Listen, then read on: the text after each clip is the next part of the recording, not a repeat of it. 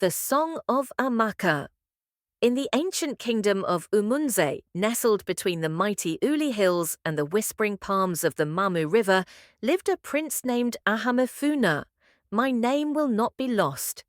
He was beloved across the land, not only for his wisdom and strength, but for his kindness, a rare virtue among royalty. Ahamefuna had everything a prince could desire, but his heart remained untouched by love. His mother, Queen Neka, often told him, "True royalty is not in titles, but in whom your soul chooses." He took her words to heart. Far from the palace, in a humble mud hut with fading thatch, lived a maiden named Amaka, a thing of beauty. She had once been the joy of her mother's life, a woman known for her songs and kindness. But when Amaka was just 8 years old, her mother passed away under mysterious illness, and she was left in the care of her stepmother, Mengbeke, and stepsister, Ngozi. From that day, Amaka's world darkened.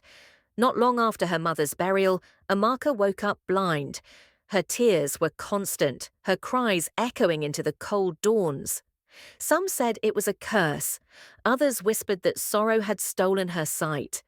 But no one knew the truth, that Mengbeke, consumed by jealousy of the girl's beauty and talent, had fed her a mixture of herbs and charcoal in secret, meant to silence her brightness forever. But they could not steal her voice. Every morning, before the cock crowed, Amaka would sit beneath the ogbu tree, her face turned toward the sky, and sing. Her voice was like water flowing over smooth stones, soft, haunting, and powerful.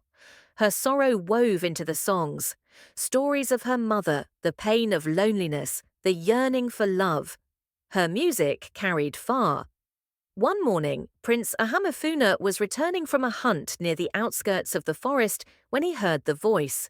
He paused, spellbound. The melody was not from this world. He followed it, like a man under a spell, until he found her. Barefoot, blind, in rags, but radiating light as she sang to the sky. He stood in silence, afraid to break the moment. When her song ended, he stepped forward. "Who are you, whose voice commands the spirits and softens stone?" Startled, Amaka turned toward his voice. "I am no one, just a blind girl the world has forgotten." "But I will not forget you," he said. "What is your name?" "Amaka," she replied quietly. That was the beginning. Day by day, Ahamefuna returned. He brought her fruits, clean cloth, and stories of the outside world. She brought him songs.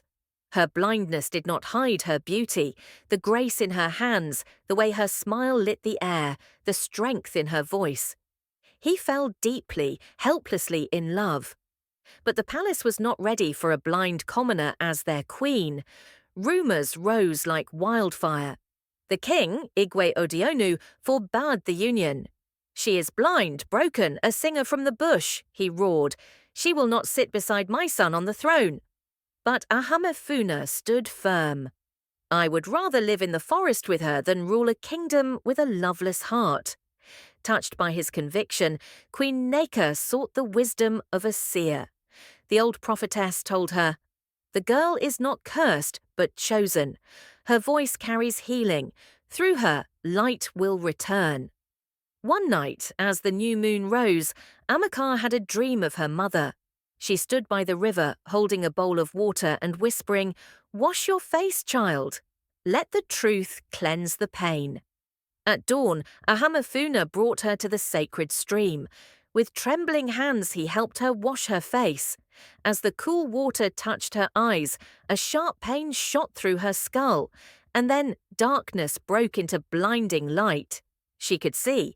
Her first sight was his face, wet with tears. Umunze erupted in celebration. The Igwe, shamed by the miracle, blessed the union. Amaka's songs were no longer cries of sorrow, but hymns of joy, of healing, of love that defied darkness. And so, the blind maiden who once sang to the sky became Queen Amaka, beloved by all, her voice forever remembered in the land of Umunze, not just as music, but as magic.